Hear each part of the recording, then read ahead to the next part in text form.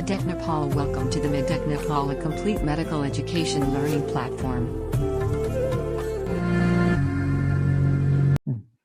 ठीक छ तिमीहरुले नि हेर्न पाउँछौ रेकर्डिङ भइराछ कि छैन भनेर ए हुँदैछ सर रेकर्डिङ अहिले हुँदैछ है उताबाट हेर्न मिल्छ तिमीहरुले हैन रेकर्डिङ मिल्छ ए ल ठीक छ है हिजो हामीहरुले के पढाएको थियौं इन्सुलिन पढाएको थियौं है इन्सुलिन पढाएको थियौं हैन अनि अर्गानिक एसिडहरु पढाएको थियौं भिटामिन्सहरु पढाएको थियौं हैन एन्टिबायोटिक्स पढाएको थियौं भ्याक्सिन पढाएको थियौं है जसमा मैले तिमीहरुलाई भनेको थिएँ कि सबभन्दा इम्पोर्टेन्ट भनेको के हो भ्याक्सिन हो त्यसमा पनि चाहिँ भ्याक्सिनको टाइप्सहरु हैन कुन चाहिँ टोक्जोइड हो कुन चाहिँ लाइभ एनुटेड भ्याक्सिन हो हैन कुन चाहिँ किल्ड अथवा इनएक्टिभेटेड भ्याक्सिन हो यिनीहरु चाहिँ सोध्छ अर्को भनेको चाहिँ यो जेनेरेसन भ्याक्सिनको जेनेरेसन फर्स्ट जेनेरेसन भ्याक्सिन कुन हो हैन सेकेन्ड जेनेरेसन भ्याक्सिन कुन हो हैन थर्ड जेनेरेसन भ्याक्सिन कुन हो हैन अनि अरु चाहिँ यतिसम्म चाहिँ हामीले पढाएको थियौं है टोटल अब हेर अब हामीलाई चाहिँ एप्लिकेसन अफ बायोलोजीमा हामीले के पढ्नु पर्छ मेनली भन्दाखेरि नि एमिनोसेन्टेसिस तिमीहरुले एमिनोसेन्टेसिस भन्ने वर्ड सुन्या छौ होला हैन सुन एमिनोसेन्टेसिस भनेको के हो भन्दाखेरि नि एमिनोसेन्टेसिस भनेको चाहिँ जति बेला चाहिँ गेस्टेसन पिरियडमा हुन्छ नि जति बेला ह्युमन फिमेल चाहिँ गेस्टेसन पिरियडमा हुन्छ त्यति बेला चाहिँ हैन जस्तै प्यारेन्टल डिसअर्डर कुनै डिसअर्डर यदि चाहिँ हैन त्यो डिटेक्ट गर्नु पर्यो भने चाहिँ के गर्छन् भन्दाखेरि नि यसमा एउटा फोटो थियो त्यो मलाई देखाउन आउँदैन नत्र तिमीहरुलाई म देखाउँथे कसो गर्ने हो मलाई थाहा छैन है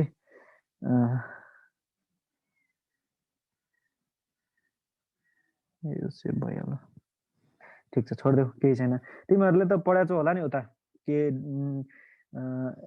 रिप्रोडक्टिभ सिस्टममा बच्चा चाहिँ केमा हुन्छ एम्नियोनिक क्याभिटीमा हुन्छ एम्नियोनिक क्याभिटीमा के हुन्छ एम्नियोटिक फ्लुइड हुन्छ अब एम्नियोटिक फ्लुइडमा चाहिँ एमिनोसेन्टेसिसमा खासमा के गर्छन् भन्दाखेरि नि त्यो एम्नियोटिक फ्लुइडलाई सबभन्दा पहिला चाहिँ भिडियो एक्सरेबाट हेरेर अब बच्चालाई चाहिँ नघोच्ने गरी हैन के गर्छन् निडल चाहिँ छिराउँछन् है निडल छिराएर त्यो के गर्छन् एम्नियोटिक फ्लुइड तान्छन् र त्यो एम्नियोटिक फ्लुइडलाई चाहिँ डिटेक्ट गर्छन् त्यो एम्नियोटिक फ्लुइडलाई डायग्नोसिस गर्दाखेरि अब त्यसमा कुनै प्यारेन्टल डिसअर्डर आयो भने चाहिँ हैन त्यो प्रोसेस अब एम्नियोटिक फ्लुइडबाट चाहिँ एम्नियोटिक फ्लुइडलाई निकालेर त्यसलाई चाहिँ डायग्नोज गर्दाखेरि त्यसबाट कुनै डिजिज चाहिँ यदि डिटेक्ट भयो भने त्यो प्रोसेसलाई चाहिँ एमिनोसेन्टेसिस भनिन्छ एमिनोसेन्टेसिस भनेको के हो लेखौँ त थोरै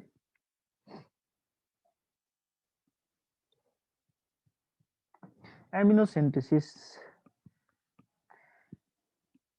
है the technique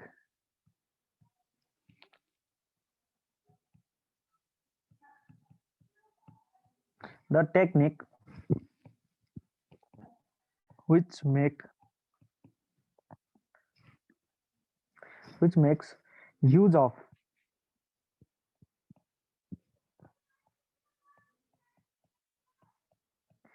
amniotic fluid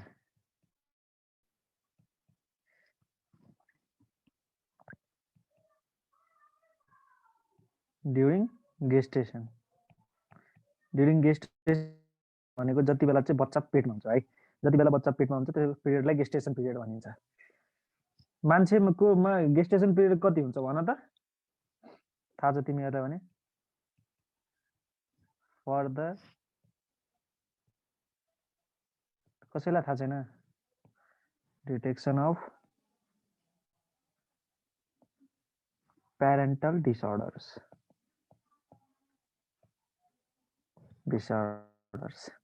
है the technique which makes use of amniotic fluid को हेल्पले है जुन डिटेक्सन गरिन्छ जति पनि जे पनि अब बच्चामा कुन डिजिज छ हैन के छ कस्तो छ कन्डिसन छ हैन त्यो अब एम्नियोटिक फ्लुइडको त्यो पीएच हरु मेजर गर्छन् हैन त्यो सबै मेजर गर्ने भनेको एम्नियोटिक फ्लुइडको हेल्पबाट गर्ने हो त्यो प्रोसेसलाई के भन्छौं हामी एमिनोसेन्टेसिस है अब हेर यो एमिनोसेन्टेसिसमा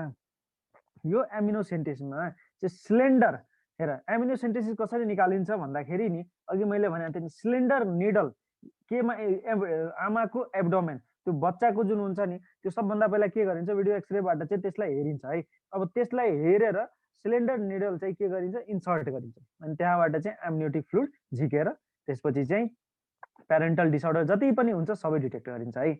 अब हेर है, अब बेयर बडी हुन्छ।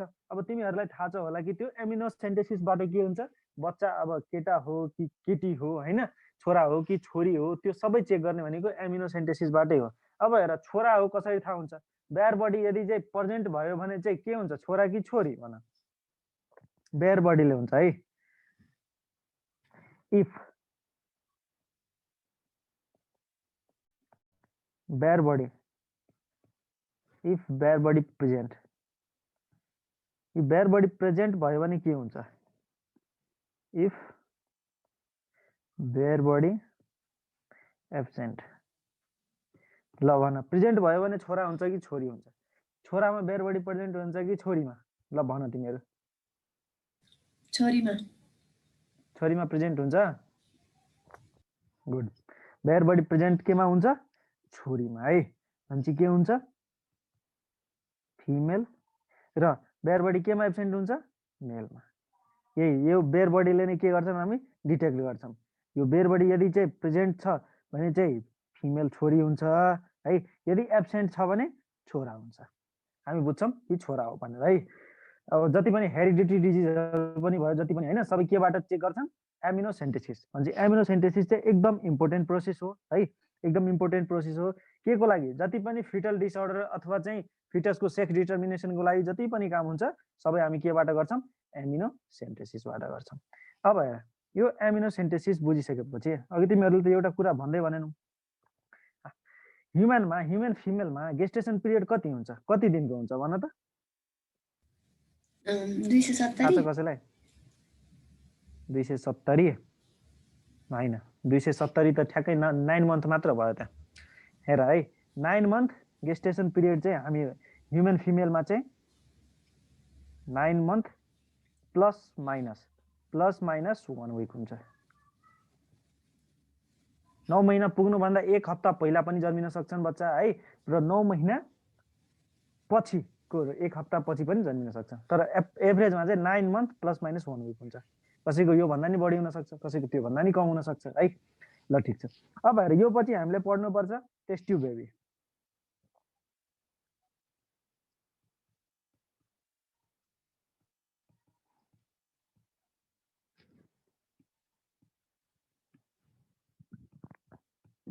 Test tube baby, test tube बेबीको नाम सुनेको छ तिमीहरूले, सबैजना सुनेको छौ।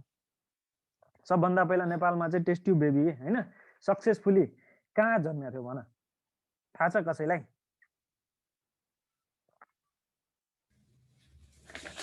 ओम हस्पिटल। ओम हस्पिटल, ठिक छ, गुड, ओम हस्पिटल। ल, ओम हस्पिटलमा जन्मेको बच्चाको नाम, टेस्ट ट्युब बेबीबाट जन्मेको बच्चाको नाम चाहिँ के थियो, ल भन। ओम मानिङ तामाङ। ओम मानिङ तामाङ, गुड। ल कति गते जन्मेको थियो भन त, कुन सालमा कति गते जन्मेको थियो, सोध्छ तिमीहरूको एक्जाममा, भन। गते र महिना थाहा भएन, साल चाहिँ याद छ। ल भन नि त, सालै भन ल। 2061। 2061, गुड। 2061 फागुन 20 गते है, फागुन 20 गते। ल ठिक छ। अब हेर, सबभन्दा पहिला टेस्ट ट्युब वर्ल्डमै सबभन्दा पहिला चाहिँ, अब एउटा कुरा भन, इन भिट्रो फर्टिलाइजेसन भनेको बुझ्छौ तिमीहरू? इन भिट्रो फर्टिलाइजेसन केले भनिन्छ? इन भिट्रो फर्टिलाइजेसन र इन भिभो फर्टिलाइजेसन हुन्छ, दुईटा हुन्छ होइन, इन भिट्रो फर्टिलाइजेसन र इन भिभो फर्टिलाइजेसन है। अब हेर है, इन भिट्रो फर्टिलाइजेसन र in Vivo fertilisation. In vitro fertilisation भनेको के हो? जुन चाहिँ फर्टिलाइजेसन हामीले चाहिँ ल्याबोरेटरी भित्र गर्छौँ त्यसलाई के भन्छौँ? In vitro fertilisation. र इन भिभो फर्टिलाइजेसन भनेको के हो? जुन चाहिँ फर्टिलाइजेसन फिमेलको इनसाइड हुन्छ है, त्यसलाई हामी के भन्छौँ? ओभ्यारीमा हुन्छ है, त्यसलाई हामी के भन्छौँ? इन भिभो फर्टिलाइजेसन है। यो इन भिभो नै हुन्छ होइन। अब हेर, लेख त एक दुईटा पोइन्ट।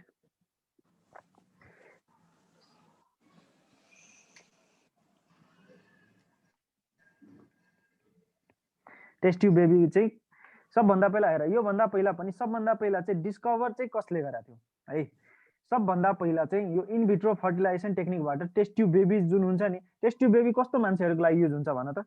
जसको चाहिँ के हुन्छ, मेल र फिमेल कन्सिभ गरेपछि चाहिँ फर्टिलाइजेसन हुन गाह्रो हुन्छ, जिनीहरूलाई चाहिँ बच्चा हुँदैन है, तिनीहरूमा यदि प्रब्लम कुनै चाहिँ होइन जेनाइटल डिसअर्डर अथवा जेनेटिकल डिसअर्डर भयो भने तिनीहरूलाई के गर्छन्, मेलबाट चाहिँ स्पर्म लिन्छन् र फिमेलबाट म्याच्योर ओभम लिन्छन् है। र तिनीहरूलाई चाहिँ ल्याबोरेटरीमा होइन ल्याबोरेटरीमा चाहिँ के गर्छन्, फर्टिलाइज गराउँछन् र त्यसपछि चाहिँ कति सेल स्टेजमा 32 सेल स्टेजमा अथवा ब्लास्टोसिस्ट स्टेजमा के गर्छन्, मदरको युटेरसमा चाहिँ इम्प्लान्ट गरिदिन्छन्।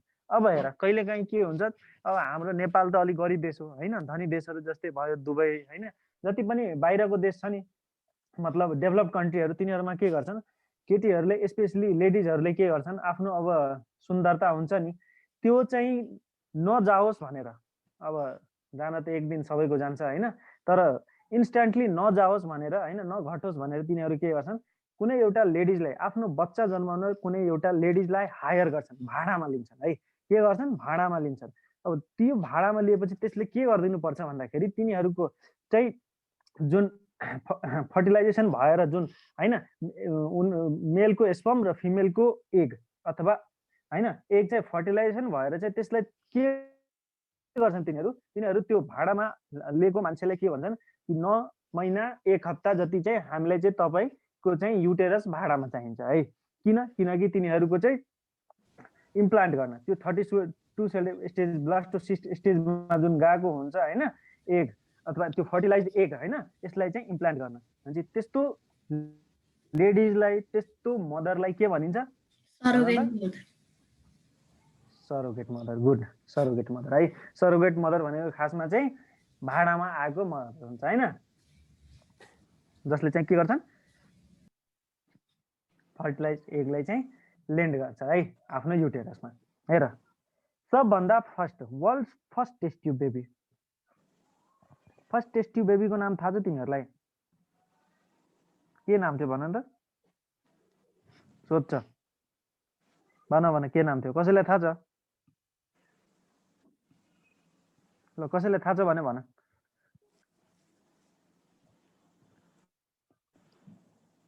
लुइस जोय ब्राउन है, लुइस जोय ब्राउन। मेल थियो कि फिमेल, फिमेल थियो है, के थियो, फिमेल। अब हेर अब नाम त थाहा भयो, Louise Joy Brown, first test tube baby of the world है, first test tube baby, first test tube baby Louise Joy Brown है। अब हेर अब तिमीहरूलाई सोध्छ कुन हस्पिटल कुन ठाउँमा चाहिँ, र डेट पनि सोध्छ है, फर्स्ट टेस्ट ट्युब बेबीको चाहिँ डेट पनि सोध्छ है मान्छे। अब लेख हस्पिटलको नाम लेख है,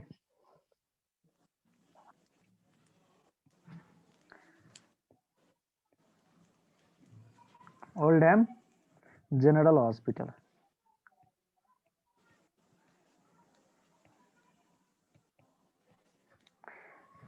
कुन ठाउँमा थियो, इङ्ल्यान्ड, इङ्ल्यान्डमा है। र डेट पनि सोध्छ तिमीहरूलाई, डेट हेर है, जुलाई 25 जुलाई 1978, 25 जुलाई 1978 है। अब हेर है, अब तिमीहरूलाई चाहिँ यो पनि सोध्न सक्छ है कि सबभन्दा पहिला इनभिट्रो आइभीएफ टेक्नोलोजीबाट चाहिँ होइन फर्स्ट टेस्ट ट्युब बेबी बनाएको मान्छेको नाम के हो भन्छ, के लेख्छौ भन त, प्रोफेसर रोबर्ट विन्स्टन है। मान्छेमा सबभन्दा पहिला चाहिँ सोध्यो भने के लेख्छौ, professor Robert Winston, Robert Winston है। अब हेर अब चाहिँ तिमीहरूलाई यो पनि सोध्न सक्छ कि टेस्ट ट्युब बेबी चाहिँ होइन इनभिट्रो फर्टिलाइजेसनबाट चाहिँ, इनभिट्रो फर्टिलाइजेसनबाट होइन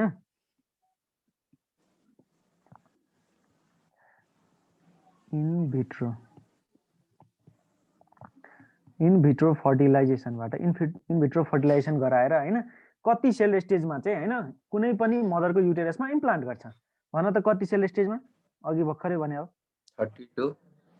32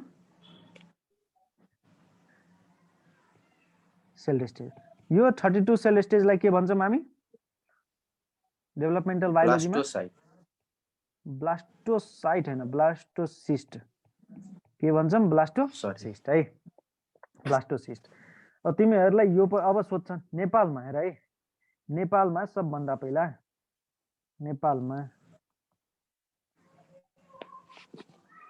सबभन्दा पहिला चाहिँ हैन नेपालको सबभन्दा पहिला जन्मेको बच्चाको नाम के हो के टेक्नोलोजीबाट टेस्ट ट्युब बेबी टेक्नोलोजीबाट है इन भिट्रो फर्टिलाइजेसनबाट मान्छे ओम माया तामाङ कुनै बुकमा ओम मानी तामाङ हुन्छ कुनै बुकमा ओम माया तामाङ हुन्छ है अब ओम माया तामाङै लेख ओम माया तामाङ है कुन हस्पिटलमा ओम हस्पिटल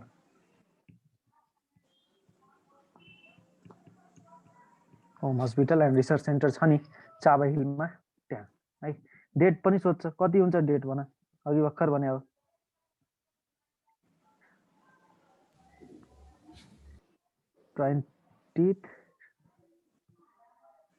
फागुन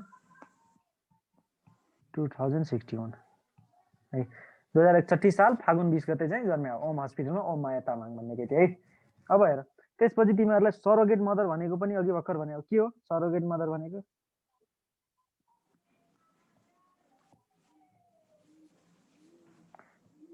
सरोगेट मदर है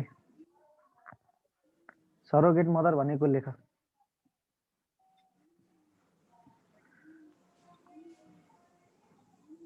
the one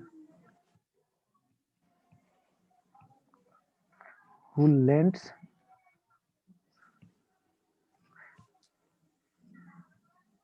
her uterus for the implantation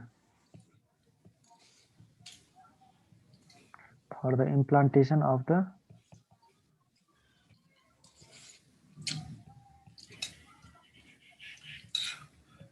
fertilized egg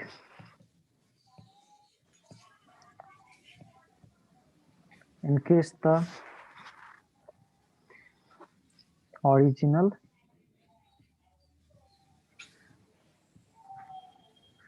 mother is unfit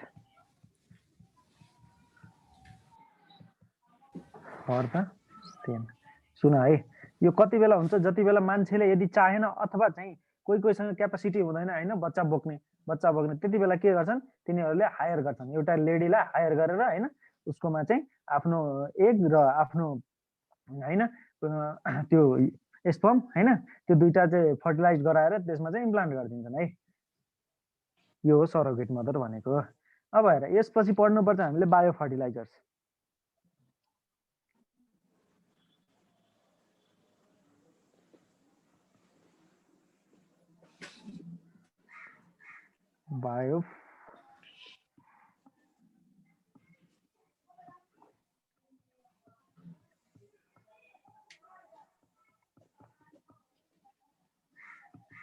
bio fertiliser है अब हेर बायो फर्टिलाइजरमा चाहिँ के पढ्नुपर्छ भन्दाखेरि बायो फर्टिलाइजर भनेको त्यस्तो फर्टिलाइजर हो जसको ओरिजिन बायोलोजिकल हुन्छ सिम्पली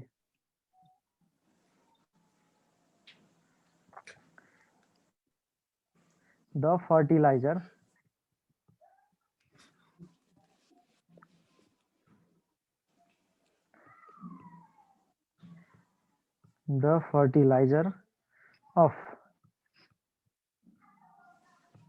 biological origin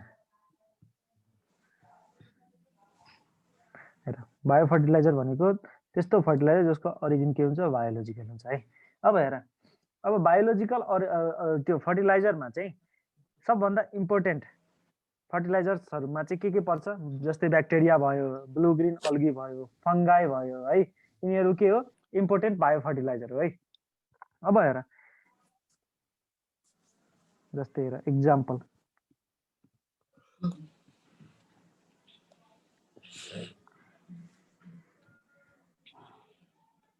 ब्याक्टेरिया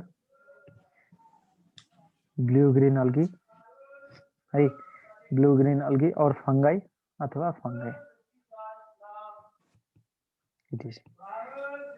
यो सब के हो bio fertiliser biological bio fertiliser हो अब हेर ब्याक्टेरिया चाहिँ बायो फर्टिलाइजरको रूपमा काम गर्छ। ब्याक्टेरिया पनि के गर्छ? बायो फर्टिलाइजरको रूपमा काम गर्छ। जस्तै हेर, ब्याक्टेरिया एज बायो फर्टिलाइजर।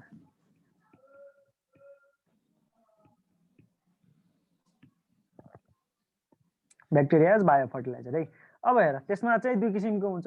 एउटा सिम्बायोटिक नाइट्रोजन फिक्सिङ ब्याक्टेरिया हुन्छ, अर्को भनेको free living nitrogen fixing bacteria हुन्छ। नाइट्रोजन दुईटै के हो? नाइट्रोजन फिक्सिङ हो।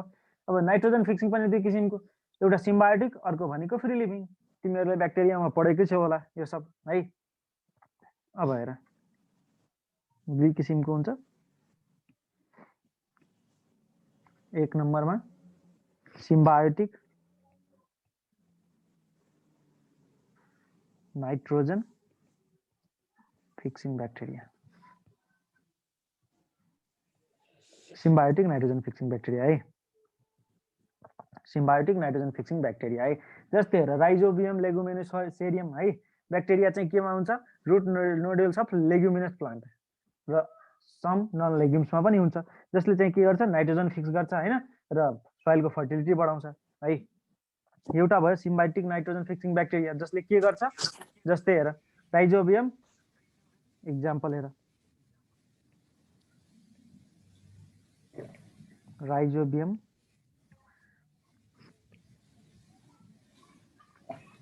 लेग्युमिनोसेरियम bacteria lives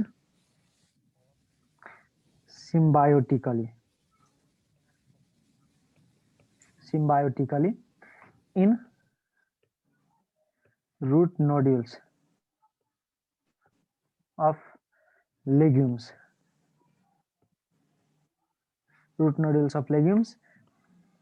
and some non-legumes, जसले चाहिँ नाइट्रोजन फिक्सेसन गर्छ र यसले चाहिँ सोइलको फर्टिलिटी पनि बढाउँछ। अब हेर, यो चाहिँ सिम्बायोटिक नाइट्रोजन फिक्सिङ ब्याक्टेरिया भयो। त्यसपछि आउँछ free living nitrogen fixing bacteria.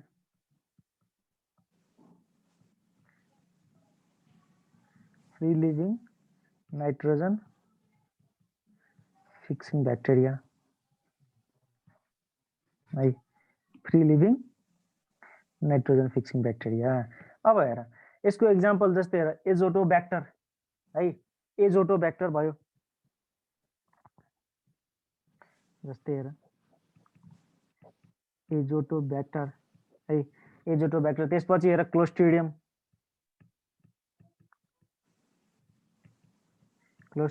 है। त्यसपछि हेर, रोडोस्पिरिलियम। यो कुरा एउटा चाहिँ लेख है, यो एजोटोब्याक्टर जुन हुन्छ त्यो के हुन्छ? एइरोबिक ब्याक्टेरिया हो। एइरोबिक ब्याक्टेरिया। र क्लोस्ट्रिडियम के हो? क्लोस्ट्रिडियम बोटुलिनम के हो? एनएरोबिक है। यसले के गर्छ थाहा छ? क्लोस्ट्रिडियम बोटुलिनमले यसले चाहिँ फुड पोइजनिङ गराउँछ है। फुड पोइजनिङ गराउँछ र यसको चाहिँ टक्सिन जुन हुन्छ त्यो कस्तो हुन्छ? मायोटक्सिक हुन्छ कि न्युरोटक्सिक? थाहा छ कसैलाई? एनीवन? फुड पोइजनिङ जुन हुन्छ नि, जस्तै भन्छ नि बासी मासुहरू, बासी माछाहरू खाएपछि हैन, धेरै दिनको बासी खाएपछि हुन्छ नि फुड पोइजनिङ भयो, त्यो गराउने भनेको यो क्लोस्ट्रिडियम बोटुलिनमले हो। यसको चाहिँ टक्सिन जुन हुन्छ त्यो न्युरोटक्सिक हुन्छ है। त्यसैले यति धेरै चाहिँ के हुन्छ? धेरै स्ट्रेन्थवाला टक्सिन हुन्छ, यसको फेटल हुन्छ। त्यसपछि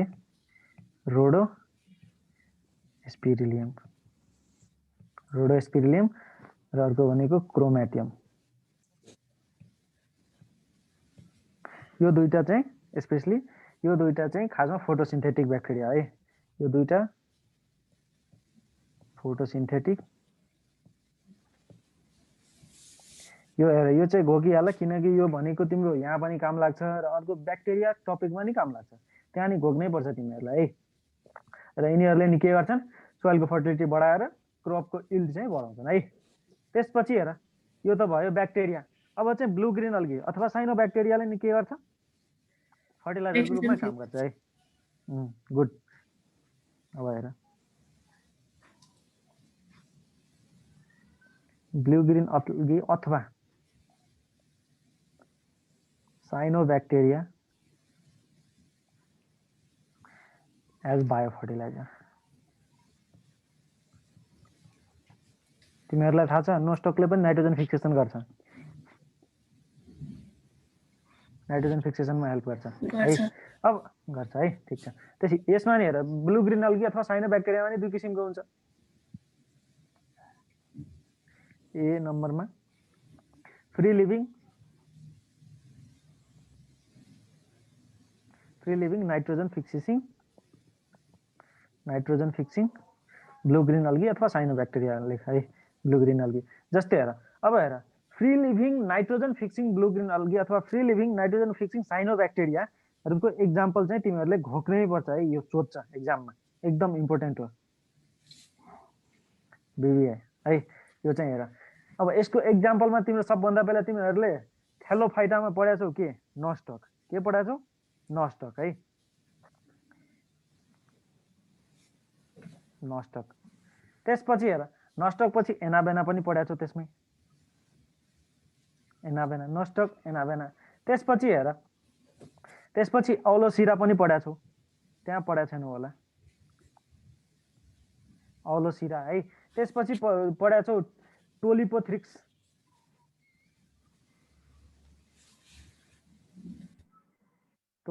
त्यसपछि प्लेक्टोनेमा पढाएछौ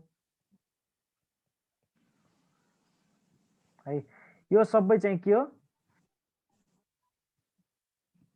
मोस्ट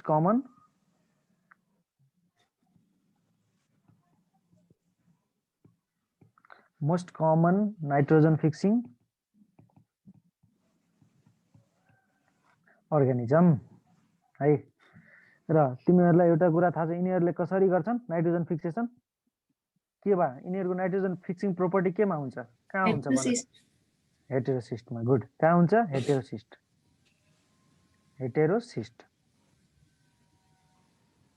है। हेटेरोसिस्टको मद्दतले के गर्छन् नाइट्रोजन फिक्सेसन गर्छन् है। ल ठिक छ। अब हेर सबभन्दा पहिला नोस्टक चाहिँ सबभन्दा मोस्ट एक्टिभ चाहिँ के को फिल्डमा हुन्छ? हिजै भने त मैले तिमीहरूलाई भन त धान गहुँ मकै कोदो के को फिल्डमा हुन्छ? राइस है। Nostoc is most active in good good good ठिक त्यही हुन्छ। Nostoc is most active in the field of rice है। त्यसपछि हेर त्यसपछि यो त भयो फ्री लिभिङ, त्यसपछि आउँछ symbiotic nitrogen fixing blue green algae. Symbiotic nitrogen fixing blue green algae, symbiotic nitrogen fixing blue green algae. अब हेर है सिम्बायोटिक नाइट्रोजन फिक्सिङ भनेको सिम्बायोटिक भनेको के हुन्छ? दुईटा चाहिँ एक ठाउँमा हुन्छ, दुईटा चाहिँ एक ठाउँमा हुनुपर्छ। जस्तै हेर तिमीहरूले पढाएको होला एनाबेना है, एनाबेना एजोला। एनाबेना र एजोला के हो? सँगै सिम्बायोन्ट। एनाबेना र एजोला दुईटा डिफ्रेन्ट हो हैन, तर यो दुईटा चाहिँ सँगै के गर्छन् बसेर एउटा सिम्बायोटिक एसेसन गर्छन् र त्यसपछि के गर्छन् यिनीहरूले नाइट्रोजन फिक्सेसन गर्छन् है। त्यसपछि हेर एनाबेना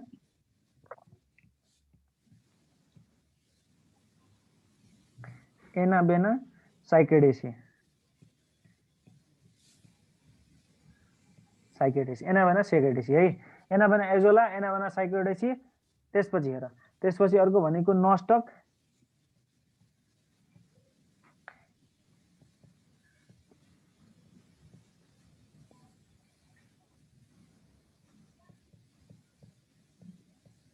है, नस्टक पंक्टोफर्मी है।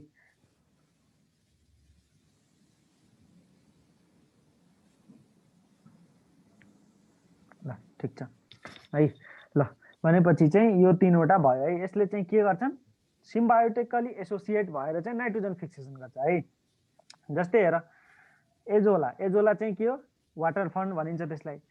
एजोला साइकस रुट र एन्थोसेरसको जुन थालस हुन्छ नि यिनीहरूले चाहिँ के गर्छन् नाइट्रोजन फिक्सेसन पनि गर्छन् है।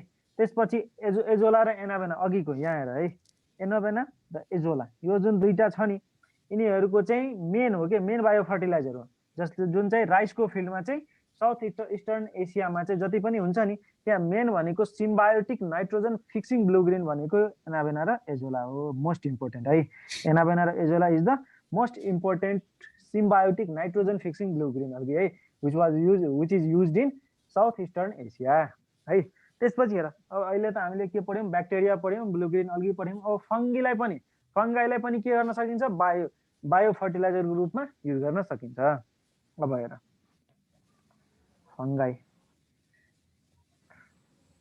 एज अ बायो फर्टिलाइजर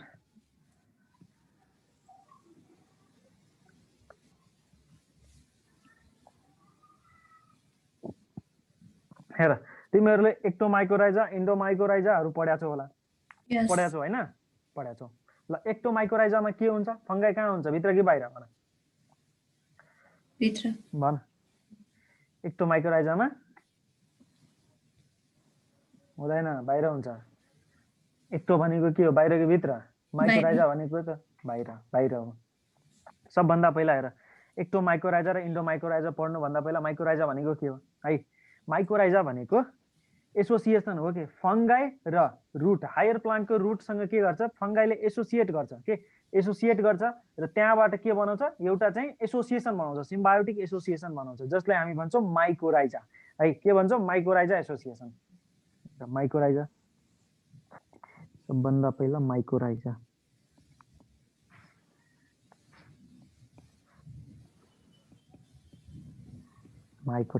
है माइकोराइजा भनेको symbiotic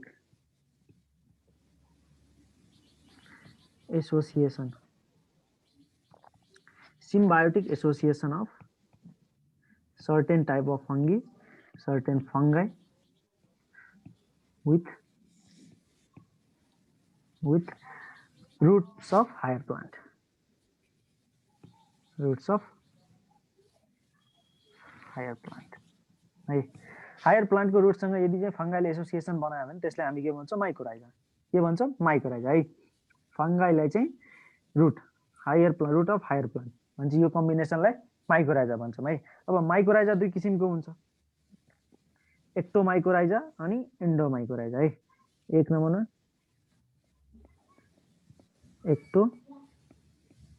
एक्टोमाइकोराइजा अनि अर्को नम्बरमा इन्डोमाइकोराइजा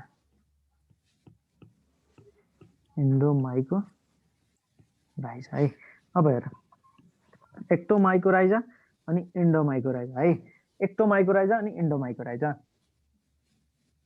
रुटको यदि आउटर सर्फेसमा रुटको फंगाई यदि रुटको आउटर सर्फेसमा भयो भने त्यसलाई हामी के भन्छौं एक्टोमाइकोराइजा अथवा एक्टोट्रोपिक यसलाई एक्टोट्रोपिक पनि भनिन्छ अथवा एक्टोट्रोपिक है र इन्डोमाइकोराइजालाई इन्डोट्रोपिक पनि भनिन्छ है हेर माइसेलिया यदि चाहिँ रुटको आउटर सर्फेसमा भयो भने है रुटको आउटर सर्फेसमा भयो भने त्यसलाई के भन्छौं हामी एक्टोमाइकोराइजा है र यदि इन्डोमाइकोराइजा भनेको के हो ल अलिकता लेखिहाल त्यसको बारेमा यो सोध्छ एक्जाममा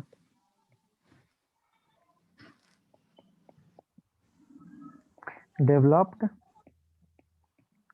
mycelia form a mantle on the outer surface of the root है अर्को भनेको इन्डोमाइकोराइजा गएर फंगस lives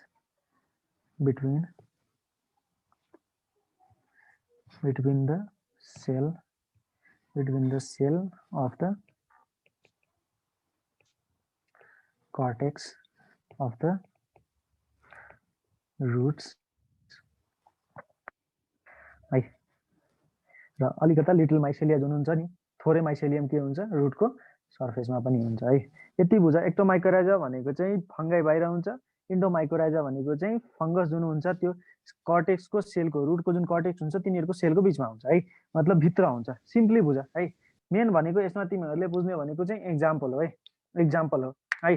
र अर्को भनेको चाहिँ यो माइकोराइजाको मेन काम भनेको के हो, एनपीके र क्याल्सियम। एनपीके र क्याल्सियम, एनपीके भनेको के हो, नाइट्रोजन फोस्फोरस र पोटासियम, यसको र क्याल्सियमको एब्जर्प्सन, एब्जर्ब गर्छ है। हेर सबभन्दा पहिला सबभन्दा इम्पोर्टेन्ट भनेको यसको एक्जाम्पल हो, एक्जाम्पल। एक्टोमाइकोराइजामा के पर्छ, पिओपीई, पिओपीई भनेर सम्झ है, पिओपी है। यसले चाहिँ अब यसको एक्जाम्पल भन, यसको फुल फर्म हेर, पी फर, ओ फर, फेरि पी फर, फेरि ई फर है। अब हेर पी फर के हुन्छ, पाइन। ओ फर के हुन्छ भन त, ओएक। पी फर फेरि के हुन्छ, पिच। र ई फर हुन्छ युक्यालिप्टस, युक्यालिप्टस है, युक्यालिप्टस। अब हेर है, यो एक्टोमाइकोराइजाको मेन काम के हुन्छ, मेन काम के हो भन्दाखेरि मेन काम हो absorption, absorption of NPK and calcium. अब एनपीके भनेको के हो तिमीहरूलाई थाहा छ, N for nitrogen, P for potassium, sorry phosphorus, र के फर सीए फर त क्याल्सियम भइहाल्यो, र के फर पोटासियम।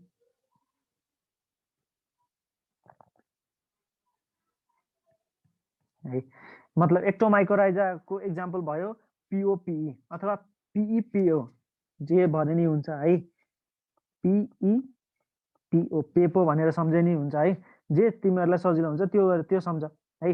अब हेर यसको पाइन, ओएक, पिच अनि युक्यालिप्टस। र एक्टोमाइकोराइजाको काम के हुन्छ, एब्जर्प्सन अफ एनपीके र क्याल्सियम, मतलब N for nitrogen, P for potassium, sorry P for phosphorus, K for calcium, K for potassium र सीए फर क्याल्सियम। मतलब नाइट्रोजन, फोस्फोरस, पोटासियम र क्याल्सियमको एब्जर्प्सन चाहिँ एक्टोमाइकोराइजामा चाहिँ फङ्गाइले गर्छ है। कसले गर्छ, फङ्गाइले गर्छ। त्यसपछि हेर यता इन्डोमाइकोराइजा, इन्डोमाइकोराइजामा है, इन्डोमाइकोराइजाको सबभन्दा एक्जाम्पल, सबभन्दा ठुलो एक्जाम्पल भनेको चाहिँ भिएम, भाम भनेर चाहिँ सम्झ है। अथवा चाहिँ यसको अर्को नाम भनेको चाहिँ अल्सो नोन एज भाम, अल्सो नोन एज भाम, भिएम। भिएम भामको फुल फर्म के हुन्छ भन, थाहा छ कसैलाई? भेसिकुलर, भेसिकुलर, अरू भन। Arbuscular mycorrhiza. Good, vesicular arbuscular mycorrhiza.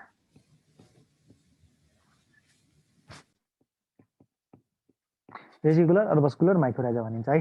अब हेर यसले यो चाहिँ यो भेसिकुलर अर्बस्कुलर माइकोराइजा अथवा इन्डोमाइकोराइजा चाहिँ यो ग्रासहरू भयो, अर्किड भयो, सेरलको क्रप्सहरू भयो हैन, यिनीहरूसँग कमनली पाइन्छ है। अब हेर त्यसपछि चाहिँ यसको इन्डोमाइकोराइजाको मेन काम भनेको चाहिँ फस्फेट, फस्फेट, फस्फेटवाला जुन हुन्छ नि, फस्फेट एब्जर्प्सन, फस्फेटको एब्जर्प्सनवाला जुन मेन काम हुन्छ नि, त्यो चाहिँ कसले गर्छ, इन्डोमाइकोराइजा। मान्छे लेख त यहाँ के हुन्छ, phosphate, it provides phosphate nutrition, phosphate nutrition, nutrition to plant, phosphate nutrition है। मेन काम भनेको इन्डोमाइकोराइजाको काम के हुन्छ, फस्फेटको न्युट्रिसन, जुन प्लान्टसँग जुन एसोसिएट गरेर सिम्बायोटिकली बसेको हुन्छ नि, त्यो प्लान्टलाई के फस्फेटको न्युट्रिसन प्रोभाइड गर्छ है। अब मोस्ट कमन इन्डोमाइकोराइजा भनेको एस्परजिलस हुन्छ है। इन्डोमाइकोराइजाको मोस्ट कमन एक्जाम्पल भनेको Aspergillus.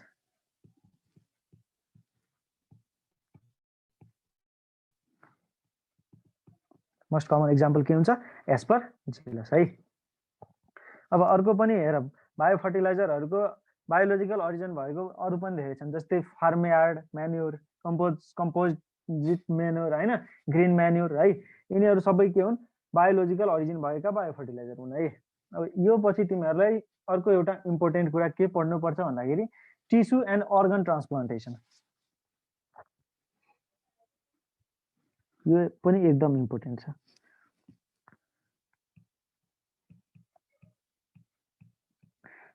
Tissue and organ transplantation, tissue and organ transplantation है। ल ठिक छ। अब हेर तिमीहरूले पढेकै छ होला है, अर्गन ट्रान्सप्लान्ट कति बेला गर्नुपर्छ भन त? जति बेला हाम्रो बडीको चाहिँ कुनै अर्गन, जस्तै हेर कोही जलिहाल्यो होइन, फायरमा आगोमा कसैको कुनै पार्ट जलिहाल्यो भने त्यो पार्टलाई के गर्छौँ हामी? ट्रान्सप्लान्ट गरिदिन्छौँ। अब आफ्नै बडीको जल्या छ भने त आफ्नै बडीको कुनै अर्को पार्टबाट होइन त्यहाँ स्किन अथवा चाहिँ जे चाहिन्छ होइन त्यो निकालेर अर्को पार्टमा युज गर्छौँ, त्यसलाई के भन्छौँ? ट्रान्सप्लान्टेसन। ल तिमीहरूलाई एउटा क्वेसन सोध्छ, most successful transplantation of human body is, के हुन्छ एन्सर भन? के को ट्रान्सप्लान्टेसन जुन हुन्छ त्यो मोस्ट सक्सेसफुल हुन्छ, त्यसमा अनसक्सेसफुल होइन, सक्सेसफुल नहुने चान्स चाहिँ एकदम मिनिमम हुन्छ, 0.1%। भन न भन भन। कर्नियल ट्रान्सप्लान्टेसन हुन्छ, सरी कोर्नियल ट्रान्सप्लान्टेसन है। गुड। कर्नियाको ट्रान्सप्लान्ट चाहिँ मोस्ट सक्सेसफुल ट्रान्सप्लान्ट मध्ये मानिन्छ। किन मानिन्छ, किन हुन्छ भन त? मोस्ट सक्सेसफुल किन भनिन्छ? त्यो ब्लड भेसल्सहरु हुँदैन, भास्कुलर हुँदैन, ब्लड भेसल हुँदैन, ब्लड सप्लाई हुँदैन, कर्नियामा ब्लड सप्लाई हुँदैन भनेपछि कर्नियाले अक्सिजन कहाँबाट पाउँछ भन त? यतिकै त बस्दैन, उसले पनि त चाहिन्छ, अक्सिजन चाहिन्छ। कहाँबाट अक्सिजन पाउँछ कर्नियाले? सिधै एयरबाट पाउँछ है, इन्भाइरोमेन्टबाट पाउँछ, by the process of diffusion, डिफ्युजनको प्रोसेसबाट पाउँछ है। ल सबभन्दा पहिला अलिकता लेख ट्रान्सप्लान्टेसन भनेको के हो?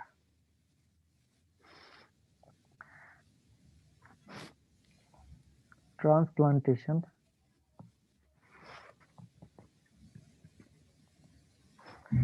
involves the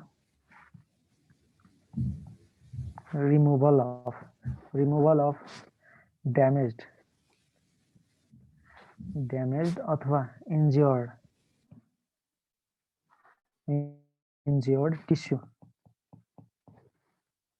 tissues or organs from the body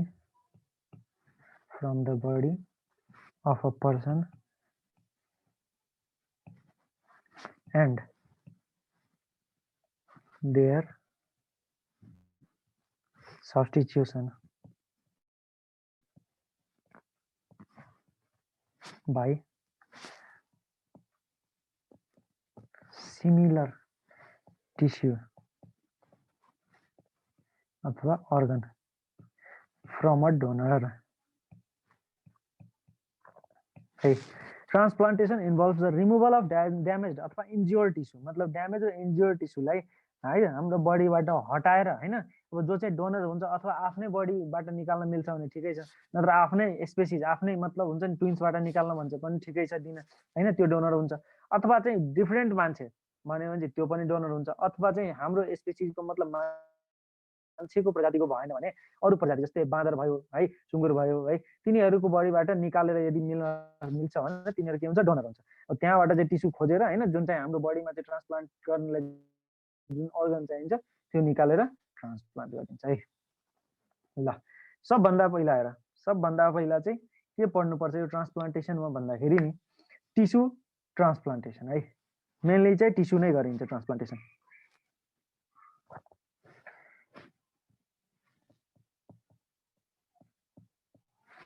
tissue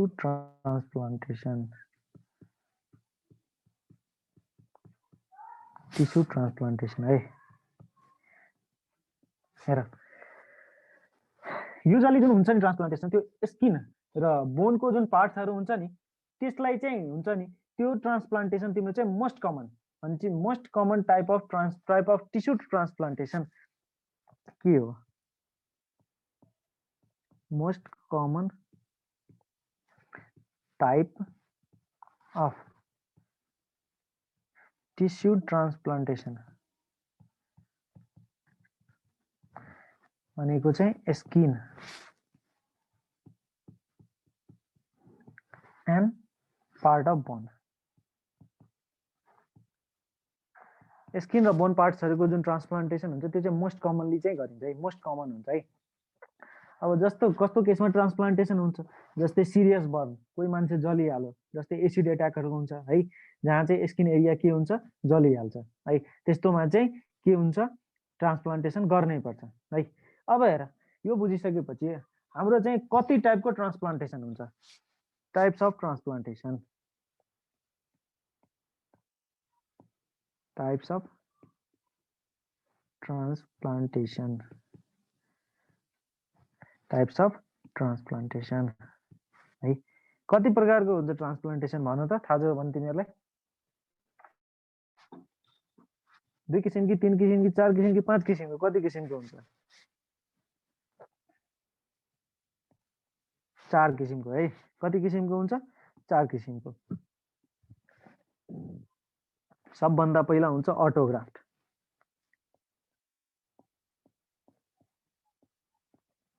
अटोग्राफ्ट है, अटोग्राफ्ट। अटोग्राफ्ट भनेको चाहिँ के हो भन त? अटोग्राफ्ट भनेको कस्तो टाइपको ट्रान्सप्लान्टेसन हो भन त ल? आफैमा भन भन, अटो कस्तो हुन्छ? अटोग्राफ्ट भनेको खासमा चाहिँ आफ्नै बडी कुनै एउटै मान्छेको आफ्नै बडीको एउटा पार्टबाट चाहिँ हैन टिस्यु निकालेर यदि अर्को पार्टमा चाहिँ इम्प्लान्ट गरिन्छ अथवा ट्रान्सप्लान्ट गरिन्छ भने हैन त्यसलाई हामी के भन्छौं? अटोग्राफ्ट। अटोग्राफ्ट है, लेख त।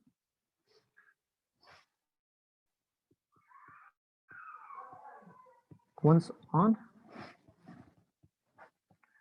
tissue is grafted है, once on tissue is grafted मतलब आफ्नै बडीको एकजनाको मात्र है। यदि तिम्रो चाहिँ हैन कुनै बडी पार्ट्समा चाहिँ कुनै बर्न भएको छ अथवा केही भएको छ भने तिम्रो अर्को बडी पार्ट्सबाट चाहिँ टिस्यु निकालेर जुन ठाउँमा बर्न हुन्छ, जुन ठाउँमा चाहिएको छ त्यहाँ यदि चाहिँ ट्रान्सप्लान्ट गर्यो भने त्यसलाई के भनिन्छ? अटोग्राफ्ट। र अटोग्राफ्ट चाहिँ के हुन्छ? मोस्ट सक्सेसफुल ट्रान्सप्लान्ट है, most successful transplantation. Autograft is the most successful transplantation किनकि बडीको आफ्नै पार्ट भयो भने बडीलाई के बुझ्छ कि मेरो बडीको आफ्नै पार्ट हो, यसलाई रिजेक्सन गर्न भएन है। त्यही भएर रिजेक्सनको चान्स चाहिँ एकदम कम हुन्छ अटोग्राफ्टमा। त्यसपछि हुन्छ बी नम्बरमा आइसोग्राफ्ट। अटोग्राफ्ट पछि आइसोग्राफ्ट। आइसोग्राफ्ट भनेको के हो भन है? आइसोग्राफ्ट भनेको के हो? Transplantation between genetically identical twins अथवा चाहिँ द डोनर एन्ड रेसिपिएन्ट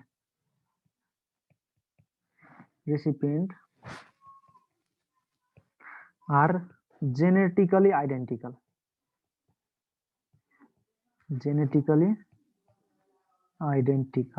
अब हेर जेनेटिकली आइडेन्टिकल त कस्तो हुन्छ? ट्विन्स बाहेक अरू हुन्छ त जेनेटिकली आइडेन्टिकल? ट्विन्स बाहेक अरू चाहिँ जेनेटिकली आइडेन्टिकल हुँदैन है।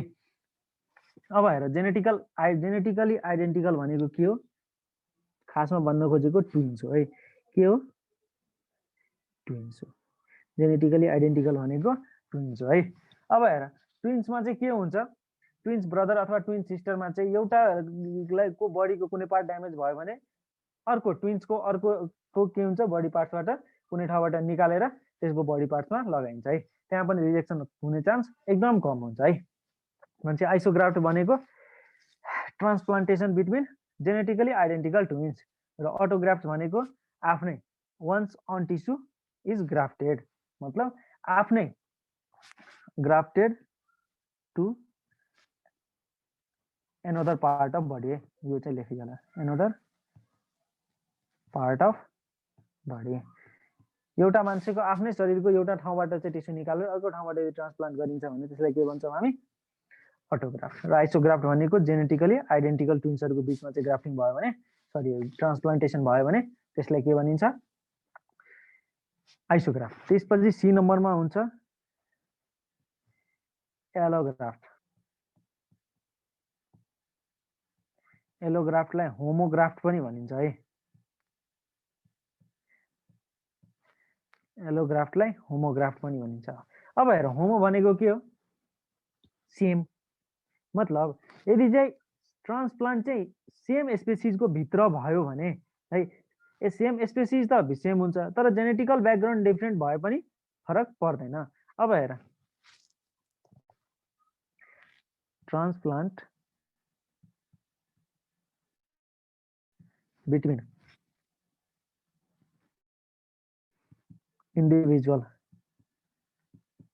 individual of same species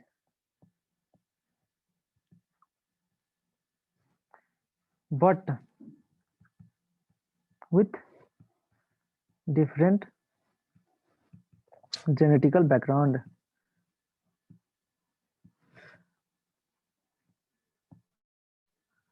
अब हेर है, एलोग्राफ्ट अथवा होमोग्राफ्ट भनेको चाहिँ सेम स्पेसिस चाहिँ सेम हुनुपर्छ है, सेम स्पेसिसको भित्र हुनुपर्छ। जस्तै मान्छेमा भयो भने त एउटा मान्छेको लाई यदि कुनै ग्राफ्टिङको लागि चाहिँ कुनै टिस्यु चाहियो भने त अर्को मान्छेसँग लिन्छ।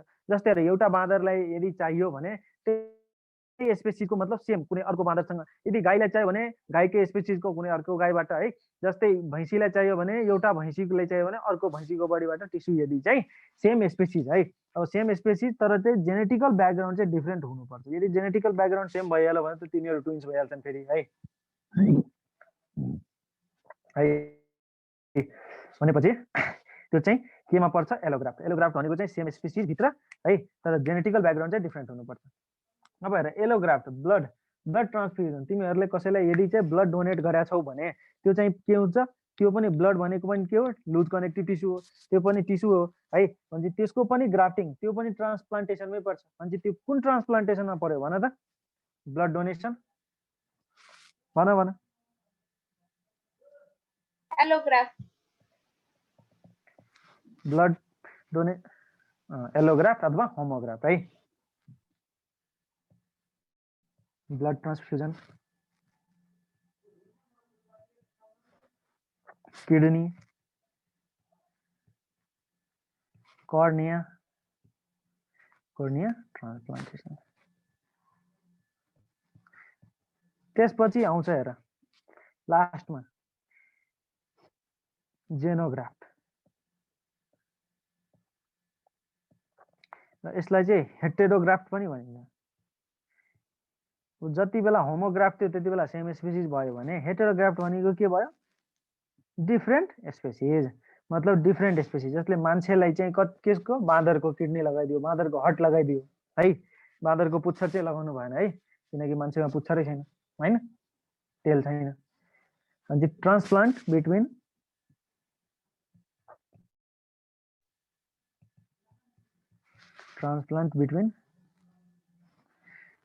members of different species।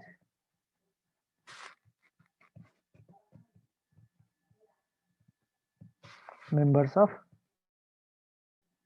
different species है। डिफरेन्ट स्पेसिसको भित्र यदि चाहिँ ग्राफ्टिङ भयो, ट्रान्सप्लान्टेसन भयो भने त्यसलाई के भनिन्छ? जेनोग्राफ्ट अथवा हेटेरोग्राफ्ट है। जस्तै हेर, जस्तै एक्जाम्पलमा लेखिहाल, फ्रम monkey to man अथवा फ्रम पिग टु म्यान है। सुँगुरबाट मान्छेमा अथवा बाँदरबाट यदि मान्छेमा भयो भने है त्यसलाई के भनिन्छ? जेनोग्राफ्ट अथवा हेटेरोग्राफ्ट है। त्यसपछि हेर है, अब ग्राफ्टिङ त हामीले, ट्रान्सप्लान्टेसन त हामीले गराइसक्यौँ। अब ट्रान्सप्लान्ट गरिसकेपछि एउटा अर्को कन्डिसन के आउँछ? टिस्यु रिजेक्सन भन्ने है। Tissue rejection.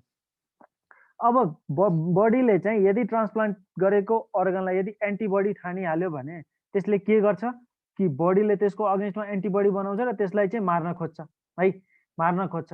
अब जसको कारणले गर्दा है यो चाहिँ कहाँबाट हुन्छ, T lymphocyte mediated, T lymphocyte mediated cellular इम्युनिटीले के गर्छ, टिस्यु रिजेक्सन गराउने काम गर्छ है। जस्तै बडीमा कुनै अर्कै कुरा प्रवेश इन्ट्री गर्यो भने बडीले के ठान्छ, त्यसलाई यो चाहिँ एन्टिजेन हो, यसको अगेन्स्टमा एन्टिबडी बनाएर यसलाई चाहिँ मार्नुपर्छ है। अब त्यसको लागि के गरिन्छ भन्दाखेरि ट्रान्सप्लान्ट रिजेक्सनलाई चाहिँ निम्त्याउनलाई है बडीले चाहिँ यसलाई चाहिँ रिजेक्सन नगरेर यसलाई चाहिँ है एन्टिजेन नमानोस् भनेर चाहिँ इम्युनोसप्रेसिभ थेरापी अथवा इम्युनोसप्रेसिभ ड्रग्सहरूको युज हुन्छ है।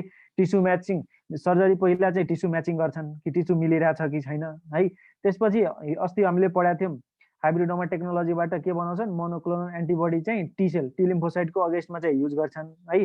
अथवा एक्सरे रेडिएसनहरू चाहिँ लिम्फ नोड बोन म्यारोहरूलाई चाहिँ डब्लुबिसी प्रोडक्सन गर्नबाट रोक्छन्। अब डब्लुबिसी प्रोडक्सन भएन भने त डब्लुबिसी नै भएन भने त के गर्छ, डब्लुबिसीले चाहिँ त्यो टी लिम्फोसाइटहरूले के गर्छन्, त्यो रिजेक्सन गर्ने सम्भावना एकदम घटाइदिन्छ है। अब हेर अर्गन ट्रान्सप्लान्टेसन सबभन्दा पहिला हार्ट ट्रान्सप्लान्ट हेर कसले गरेको थियो भन त, नोटमा लेखिहाल त, हार्ट ट्रान्सप्लान्ट है। हार्ट ट्रान्सप्लान्ट सबभन्दा पहिला कुन साइन्टिस्टले गरेको थियो थाहा छ तिमीहरूलाई, भन त कसैलाई थाहा छ भने, भन भन।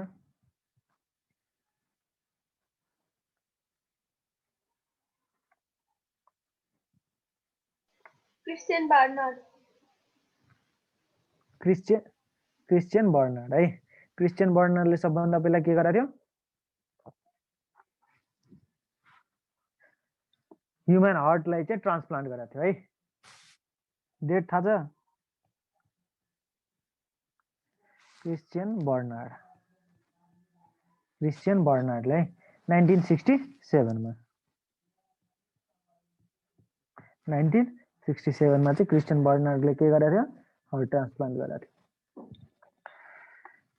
ल मोस्ट सक्सेसफुल ट्रान्सप्लान्टेसन केलाई भनिन्छ भन त्यसो भए, अघि नै भनेको छु most successful cornea transplantation। Transplant corneal transplantation हैन, कर्नियल ट्रान्सप्लान्टेसन किन हुन्छ most successful, because of avascular nature अथवा नो ब्लड सप्लाई है।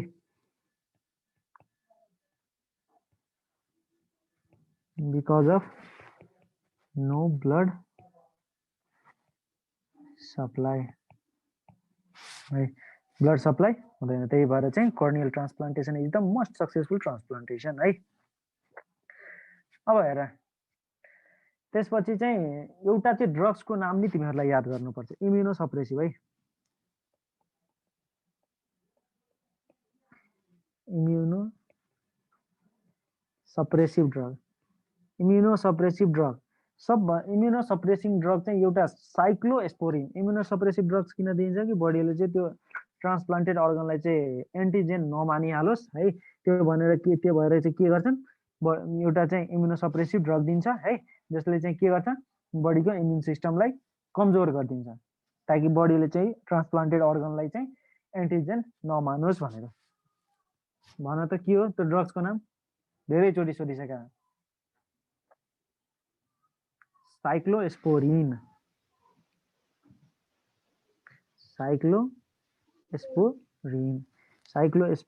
is the immunosuppressive drugs used in kidney transplantation, heart transplantation, liver transplantation है। यसले के गर्छ, helper T lymphocyte, helper T सेलहरूको एक्टिभिटीलाई रोकिदिन्छ, inhibit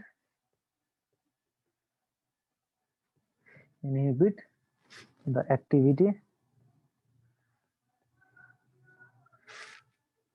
of helper T cells। Helper T सेलहरूको के गर्छ, एक्टिभिटीलाई घटाइदिन्छ, जसको कारणले गर्दा रिजेक्सन हुने चान्स एकदम घटिहाल्छ है। अब हेर यो पढिसकेपछि तिमीहरूलाई चाहिँ अब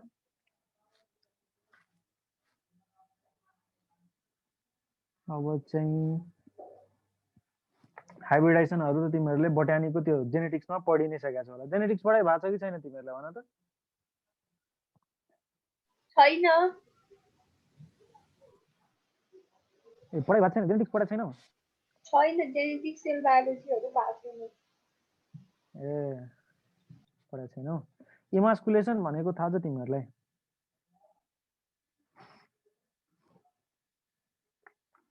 ल ठिकै छ त्यसो भए।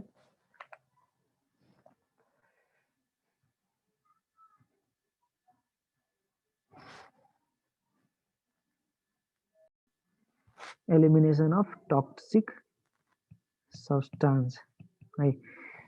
OAA from OAA from Khesari दाल है।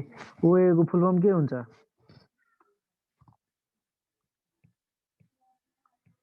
बीटा एन ऑक्साइल एमाइन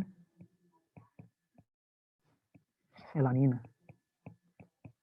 है, जसले चाहिँ it may cause paralysis.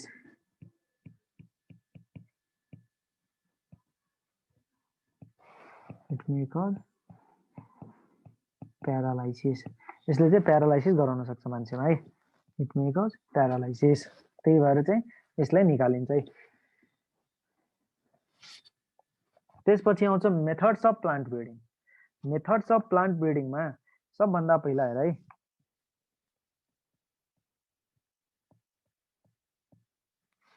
Methods of plants breeding.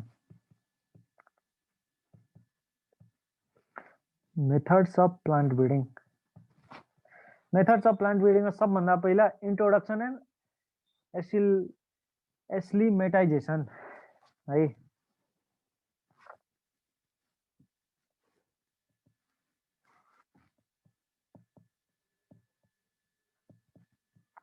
Introduction सबभन्दा पहिला के गर्नुपर्छ? इन्ट्रोडक्सन।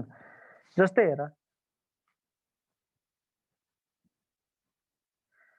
जस्तै हुन्छ नि नयाँ भेराइटीको प्लान्टलाई चाहिँ कुनै एउटा लोकालिटीमा चाहिँ हैन इन्ट्रोड्युस गर्नुलाई नै के भनिन्छ? Plant introduction. New process of introduction of a new variety of plant into a locality. कुनै एउटा लोकालिटीमा चाहिँ नयाँ प्लान्टलाई हैन इन्ट्रोड्युस गराउनेलाई के भनिन्छ? Plant introduction. र इन्ट्रोडक्सन भनेको के हो? सबभन्दा पहिला सबभन्दा क्विकेस्ट मेथड हो। सबभन्दा छिटो के गर्नुपर्छ? इन्ट्रोड्युस गर्नुपर्छ। त्यसपछि मोस्ट ऱ्यापिड इजी मेथड पनि के हो? Plant breeding. प्लान्ट ब्रिडिङको इन्ट्रोडक्सन भनेको most rapid and easiest method है। त्यसपछि हेर, एक्लिमेटाइजेसन भनेको चाहिँ के हो? हेर है, एक्लिमेटाइजेसन भनेको जस्तै हेर, जस्तै मान कुनै एउटा धान अमेरिकामा फल्छ भने त्यो धानलाई त्यहाँबाट कुनै अथवा धान होस् या अथवा कुनै पनि बिरुवा कुनै पनि प्लान्टलाई अमेरिकामा त्यो पाइन्छ भने त्यसलाई ल्याएर नेपालमा रोप्यो र त्यो चाहिँ यहाँको वातावरणमा यहाँको इन्भाइरोमेन्टमा यदि आफूलाई एडप्ट गरिहाल्यो भने त्यसलाई के भनिन्छ? एक्लिमेटाइजेसन। के भनिन्छ? एक्लिमेटाइजेसन है। The process of adapting to new location है। new location is acclimatization। एक्लिमेटाइजेसन भनेको के हो? कि कुनै एउटा बाहिरको त्यो एरियामा नहुने बाहिरको चाहिँ प्लान्टलाई कुनै एउटा स्पेसिफिक एरियामा ल्यायो र त्यो त्यहाँ एडप्ट गरिहाल्यो भने त्यसलाई के भन्छ हामी? एक्लिमेटाइजेसन है। जस्तै गहुँ हुन्छ, धान, आलु, टोब्याको, पपाया, ग्रेप्स, गुआभा जति पनि हुन्छ त्यो सब त्यो बाहिरको प्लान्टहरु हो है, जुन चाहिँ नेपालमा आएर के गर्यो? आफूलाई एडप्ट गरिहाल्यो है। त्यसपछि हेर एक्जाम्पल यिनीहरुको इन्ट्रोडक्सन र एक्लिमेटाइजेसनको।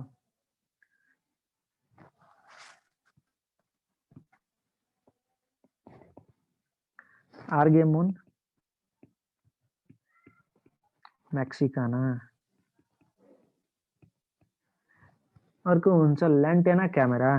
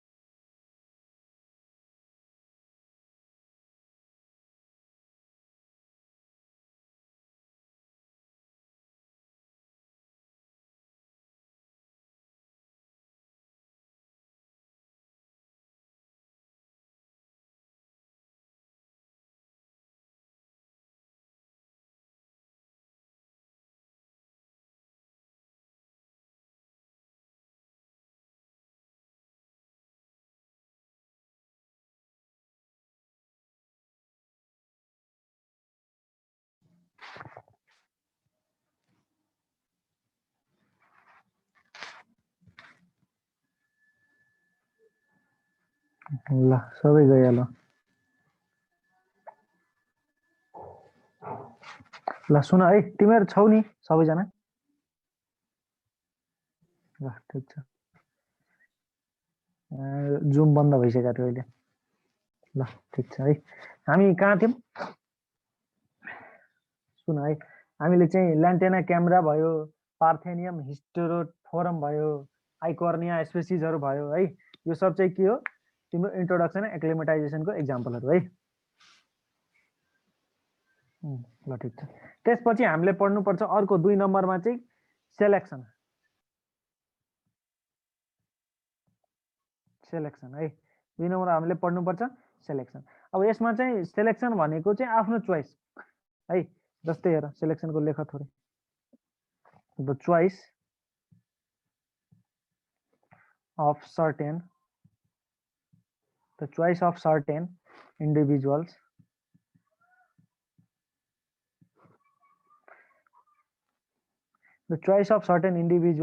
अब हेर, जसले चाहिँ गुड राम्रो क्वालिटीको सिड फ्रुट हैन, जसले चाहिँ डिजिजहरुमाथि रेसिस्टेन्स सो गर्छ हैन, त्यस्तोलाई खासमा चाहिँ सेलेक्सन भनेको राम्रो क्वालिटीको प्लान्टहरुलाई चाहिँ सेलेक्ट गर्छौं हामी है।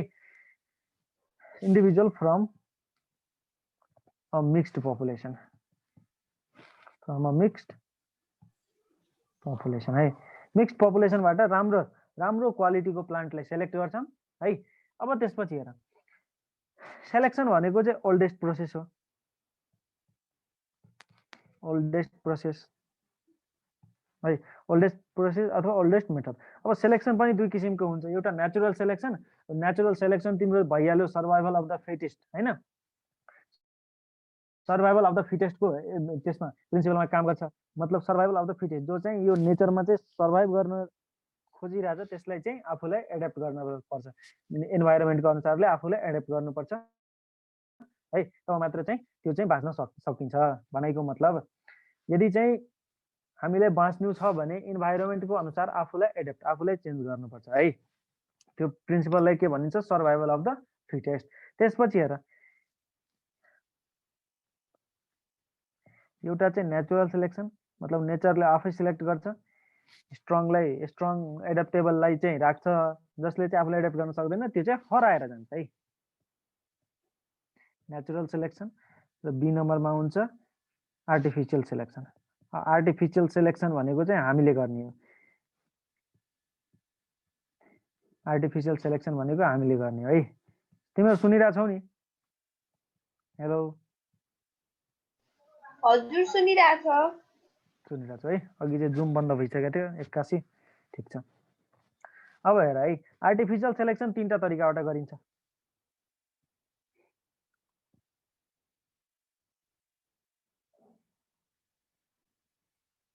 एउटा भनेको मास सेलेक्सन, अर्को भनेको प्योर लाइन सेलेक्सन,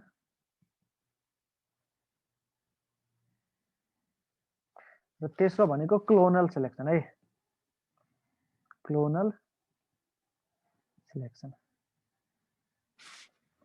अब हेर मास सेलेक्सन भनेको के हो? मास सेलेक्सन भनेको तिम्रो यो चाहिँ सबभन्दा पुरानो है, कमनेस्ट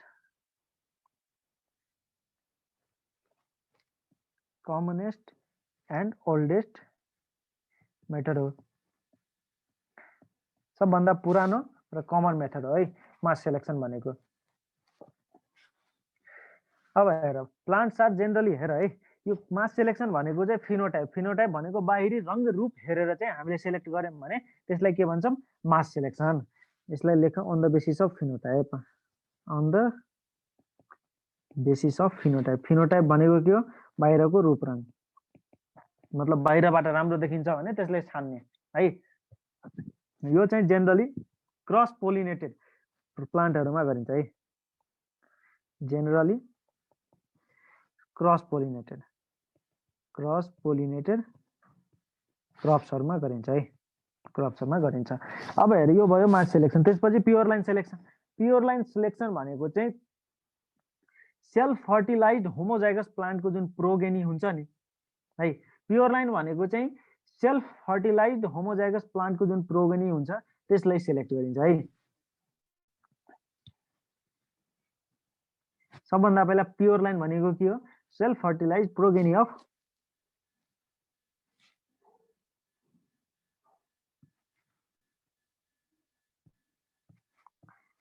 सेल्फ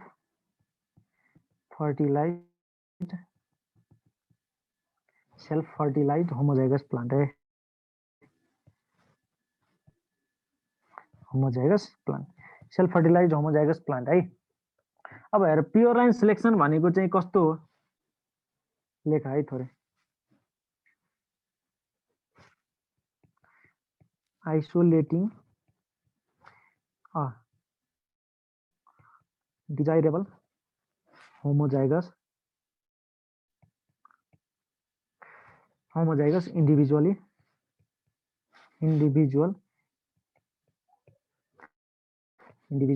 from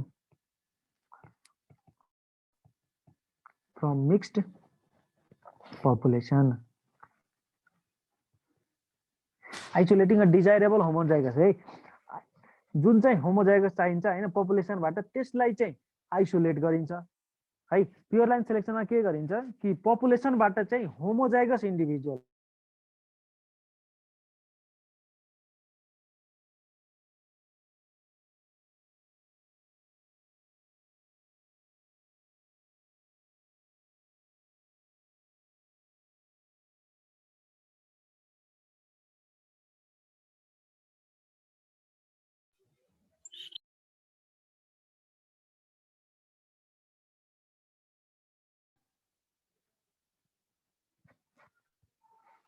एक छिनमा यो के हुन्छ जुमलाई हेर है। प्योर लाइन सिलेक्सनमा सिम्पली हेर्ने हो भने हेर मास सेलेक्सन चाहिँ फिनोटाइप मतलब बाहिरी रंग रूपको कारणले गर्दा हुन्छ है, त्यो हेरेर गरिन्छ। र प्योर लाइन सिलेक्सन भनेको चाहिँ तिम्रो जिनोटाइपको आधारमा गरिन्छ। के को आधारमा लेखिहाल? प्योर लाइन सिलेक्सन के को आधारमा गरिन्छ?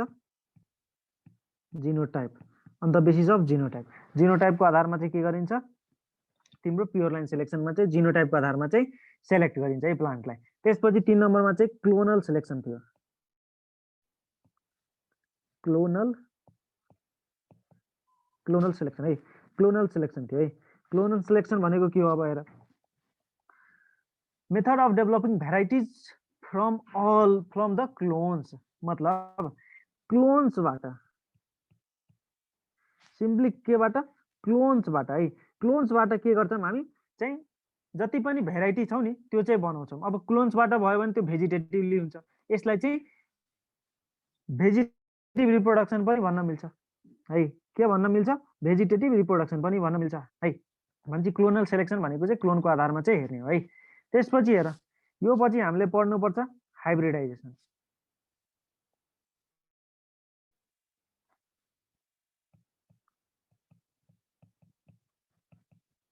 हाइब्रिडाइजेसन है हाइब्रिडाइजेसन हाइब्रिडाइजेसन त तिमीहरूलाई थाहै छ होला दुईटा जेनेटिकली डिफ्रेन्ट प्लान्ट अथवा एनिमललाई चाहिँ के गरिन्छ क्रसिङ गराइन्छ त्यहाँ त्यो प्रोसेसलाई के भनिन्छ हाइब्रिडाइजेसन लेख त थोरै process of obtaining new varieties of crops by crossing two genetically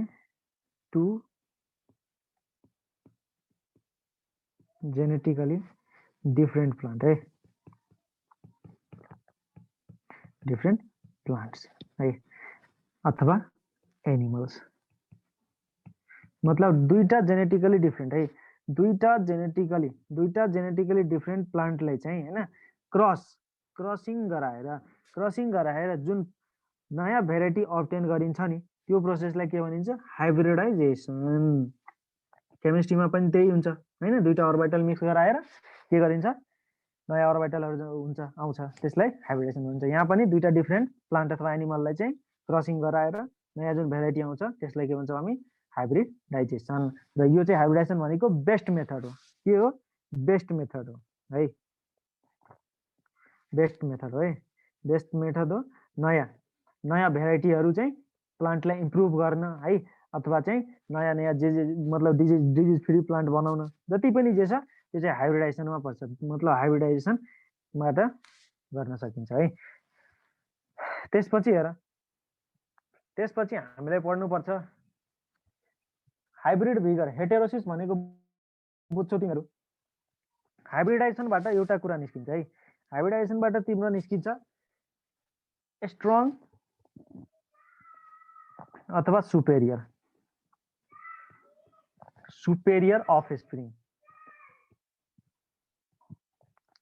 offspring जसलाई के भन्छौं नोन एज हेटेरोसिस अथवा हाइब्रिड भिगर है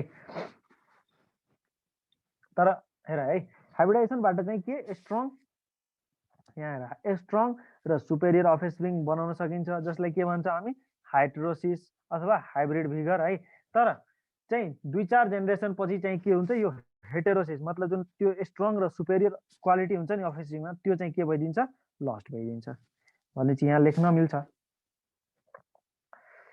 after few generation heterosis is lost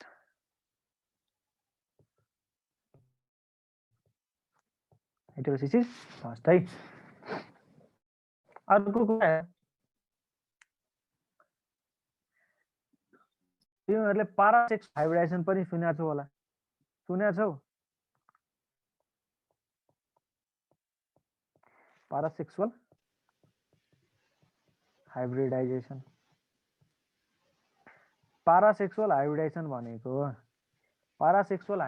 भनेको प्रोसेस अफ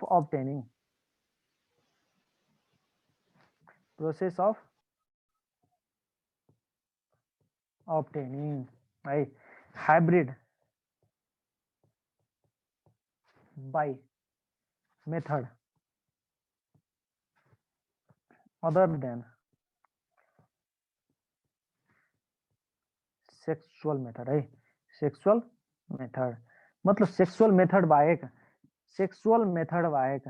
सेक्सुअल मेथड बाहेक अरु कुनै मेथडबाट यदि हामीले हाइब्रिड बनाइरहेछौं भने त्यसलाई के भनिन्छ पारासेक्सुअल हाइब्रिडाइजेसन है के भनिन्छ पारासेक्सुअल हाइब्रिडाइजेसन अब यसमा फेरि तिमीहरुलाई पढ्नु पर्छ दुईटा हैन 4 वटा कुरा पढ्नु पर्छ है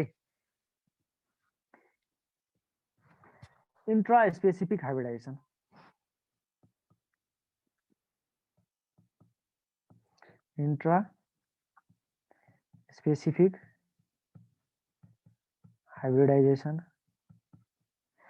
अर्को पढ्नु पर्छ inter specific hybridisation inter specific hybridisation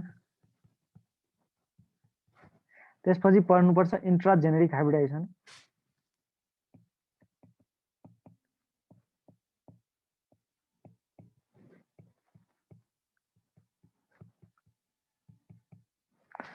र लास्टमा पढ्नुपर्छ इंटर जेनेरिक हाइब्रिडाइजेसन है यसबाट नि क्वेशन सोध्छन्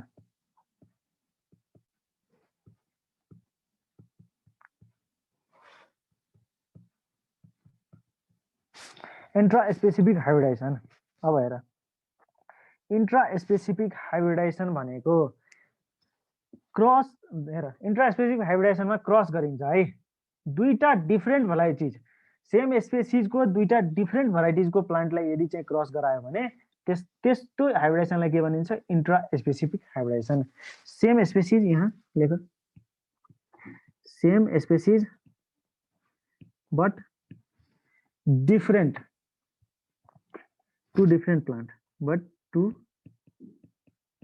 different plant है प्लान्ट दुईटा डिफरेन्ट प्लान्ट तर सेम स्पेसिसको भयो भने त्यसलाई के भनिन्छ intra specific hybridization self pollinated क्रप्सहरुमा चाहिँ यसको इम्प्रुभमेन्ट धेरै हुन्छ यो युजफुल हुन्छ है युजफुल केमा हुन्छ in self pollinated crops self pollinated crops भनेको जसमा बाइसेक्सुअल प्लान्ट्सहरुमा चाहिँ युज हुन्छ है त्यसपछि हेर इंटर स्पेसिफिक हाइब्रिडाइजेसन भनेको दुईटा सेम जेनेराको तर दुईटा डिफरेन्ट स्पेसिस है same genera same genera but two different species त्यसलाई के भनिन्छ इंटर स्पेसिफिक हाइब्रिडाइजेसन यो चाहिँ सेल्फ र क्रस पोलिनेटेड क्रप दुईटैको लागि बेनिफिशियल हुन्छ useful for both self and cross pollinated plants है त्यसपछि आउँछ इंट्रा जेनेरिक हाइब्रिडाइजेसन है त्यसपछि आउँछ तिम्रो इंट्रा जेनेरिक हाइब्रिडाइजेसन यो चाहिँ सेम जिनस है सेम जिनस बट दुईटा डिफरेन्ट स्पेसिस है same genus but two different स्पेसिसको बीचमा यदि चाहिँ क्रस भयो भने त्यसलाई के भन्छौं इंट्रा जेनेरिक हाइब्रिडाइजेसन यो चाहिँ जेनरली चाहिँ है डिजिज रेसिस्टेन्स भयो ड्राउट रेसिस्टेन्ट भयो पेस्ट रेसिस्टेन्ट भयो है तिनीहरुको लागि चाहिँ युज गरिन्छ त्यसपछि हेर इंटर जेनेरिक हाइब्रिडाइजेसन भनेको के हो है इंटर जेनेरिक हाइब्रिडाइजेसन भनेको सेम फ्यामिली यो चाहिँ घोक्नै पर्छ है तिमीहरुलाई सोध्छ बट टू डिफरेन्ट के हुन्छ भन त genera two different genera but same family है two different genera same family but two different genera भयो भने तिनीहरु दुईजना यदि क्रस भयो भने त्यसलाई इंटर जेनेरिक हाइब्रिडाइजेसन भनिन्छ है यति तिमीहरुले पढ्यो भने अब चाहिँ यसको लागि लगभग पुग्छ है त्यसपछि चाहिँ तिमीहरुलाई पढ्नु पर्छ एनिमल ब्रिडिङ है अब हेर हाइब्रिडाइजेसनको प्रोसेसमा एउटा इमास्कुलेसन भन्ने हुन्छ है इमास्कुलेसन भन्ने हुन्छ र इमास्कुलेसन भनेको के हो त्यो स्टामेनलाई चाहिँ रिमुभ गरिन्छ प्लान्टबाट चाहिँ स्टामेनलाई चाहिँ रिमुभ गरिन्छ अथवा पोलन ग्रेन्सलाई के गरिन्छ किल गरिन्छ है किनकि त्यहाँ चाहिँ सेल्फ पोलिनेसन नहोस् इमास्कुलेसन भनेको चाहिँ इमास्कुलेसन गर्नुको मेन उद्देश्य भनेको सेल्फ पोलिनेसन नहोस् भनेर है त्यसपछि हेर त्यसपछि एनिमल ब्रिडिङ पढ्नु पर्छ है एनिमल ब्रिडिङ चाहिँ एउटा हेर अब लास्टमा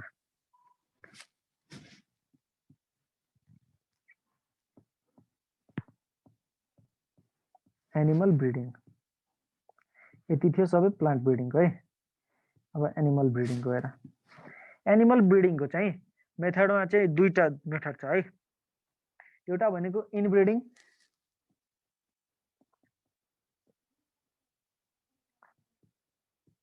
इनब्रिडिङ है, इनब्रिडिङ र अर्को भनेको चाहिँ आउटब्रिडिङ अथवा हाइब्रिडाइजेसन है। इनब्रिडिङ भनेको चाहिँ लेख त थोरै, process of mating closely related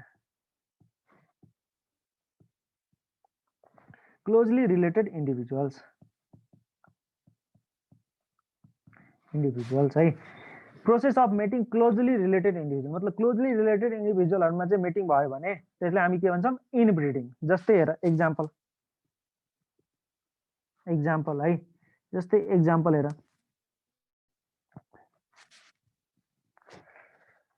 merino सिप है।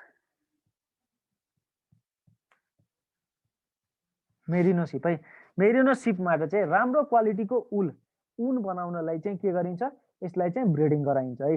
जस्तै भयो मोडर्न हर्स है। अब हेर इनब्रिडिङले के गर्छ, होमोजाइगोसिटी बढाउँछ है र कन्टिन्युड इनब्रिडिङ भयो भने त्यसको के फर्टिलिटी पनि बढ्छ र प्रोडक्टिभिटी पनि बढ्छ। भने इनब्रिडिङको फाइदाहरू के भयो, फर्टिलिटी बढ्छ, प्रोडक्टिभिटी बढ्छ है, होमोजाइगोसिटी बढ्छ है। त्यसपछि हेर 2 नम्बरमा आउँछ आउटब्रिडिङ। आउटब्रिडिङ अथवा चाहिँ हाइब्रिडाइजेसन है।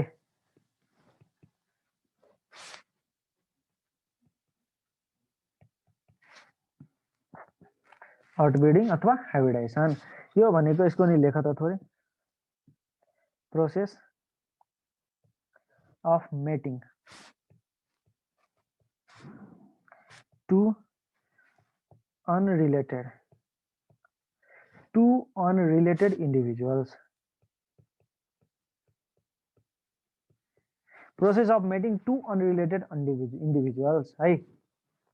नयाँ ब्रिड बनाउन चाहिँ आउटब्रिडिङ गरिन्छ है र सेम ब्रिड बनाउन चाहिँ इनब्रिडिङ गरिन्छ। सिम्पली बुझ है। हेर टु अनरिलेटेड इन्डिभिजुअल भयो भने के हुन्छ, यो चाहिँ नयाँ breed, it creates new breeds है। नयाँ ब्रिड बनाउनु छ भने कुन ब्रिडिङ गरिन्छ भन त, इनब्रिडिङ कि आउटब्रिडिङ? सुनिरहेको छौ तिमीहरू?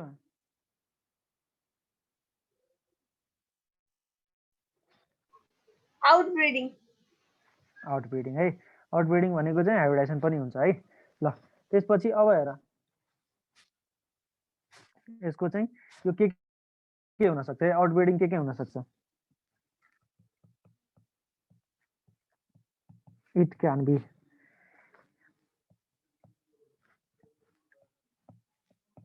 ल सबभन्दा पहिला 3 किसिमको हुन सक्छ। आउट क्रसिङ गराउन सकिन्छ है यसबाट। आउट क्रसिङ भनेको same breed, cross between same breed है, क्रस बिट्विन सेम ब्रिडको बिचमा क्रस भयो भने त्यसलाई के भन्छौँ, आउट क्रसिङ है।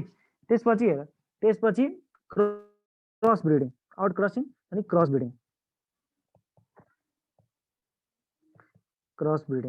क्रस ब्रिडिङ भनेको चाहिँ डिफ्रेन्ट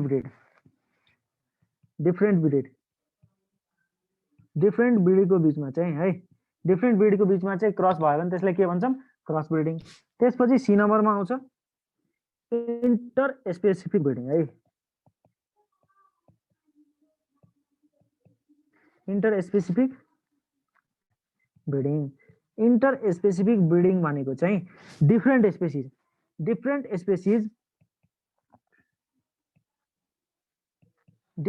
स्पेसिजको बिचमा यदि ब्रिडिङ भयो भने, डिफ्रेन्ट स्पेसिजको बिचमा यदि ब्रिड भयो भने त्यसलाई के भनिन्छ, इन्टर स्पेसिफिक ब्रिडिङ।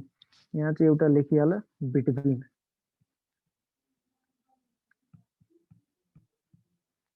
बिट्विन है। अब हेर यसको इन्टर स्पेसिफिक ब्रिडिङको चाहिँ एक्जाम्पल हेर है। एक्जाम्पल हेर, सबभन्दा पहिला म्युल, तिमीले सुने होला म्युल भनेको के हो, मेल डङ्की र फिमेल हर्स है।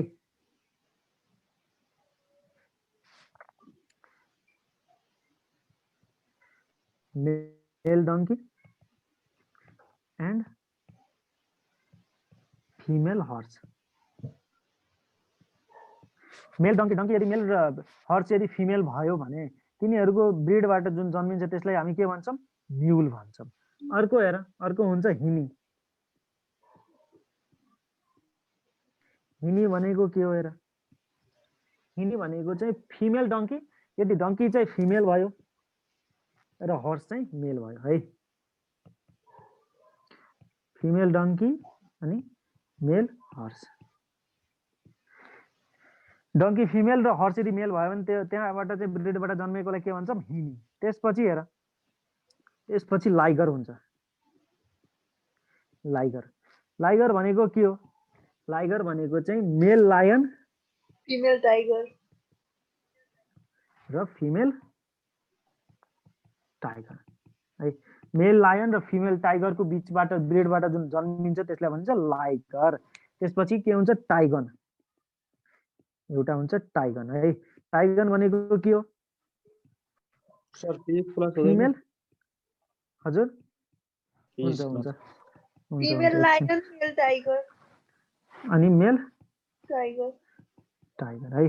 फिमेल लायन र मेल टाइगरबाट जुन जन्मिन्छ त्यसलाई भनिन्छ टाइगन है। ल ठिक छ। ल यति बुझिसक्यो भने एउटा अर्को लास्टमा हुन्छ आर्टिफिसियल इन्सेमिनेसन है। आर्टिफिसियल इन्सेमिनेसन भनेको चाहिँ सीमेन है। Process of introducing semen from qualitatively stronger male into the vagina of female. मतलब हुन्छ नि स्ट्रङ्गर फिमेल। जस्तै हाम्रो गाईहरूको जुन इन्सेमिनेसन गरिन्छ नि, आफ्नो हातले जुन कन्सिभ गराइन्छ नि है, फर्टिलाइज गराइन्छ, त्यसमा चाहिँ जुन स्पर्म हुन्छ त्यो सबै धेरै स्ट्रङ, मतलब राम्रो क्वालिटीको बुलको जुन स्पर्म हुन्छ तिनीहरूले त्यसलाई नाइट्रोजन, लिक्विड नाइट्रोजनमा चाहिँ -196 डिग्री सेल्सियस 196 डिग्री सेल्सियसमा है। यो लेखिहाल्यो त लास्टमा थोरै, यो नि सोध्छ है। आर्टिफिसियल इन्सेमिनेसन, आर्टिफिसियल इन्सेमिनेसन है। यो भनेको के हो? प्रोसेस अफ इन्ट्रोड्युसिङ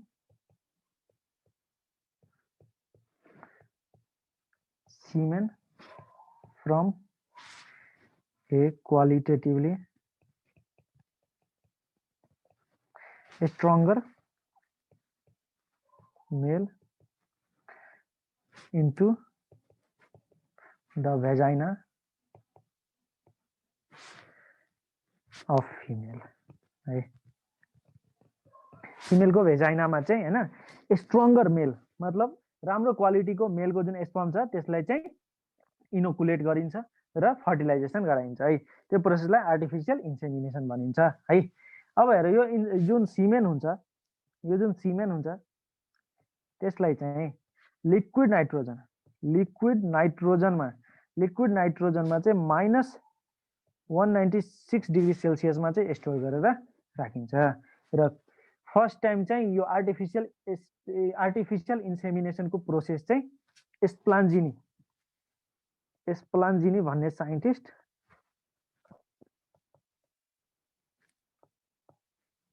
भन्ने साइन्टिस्टले 1780 मा है, 1780 मा चाहिँ इन्ट्रोड्युस गरेको थियो है।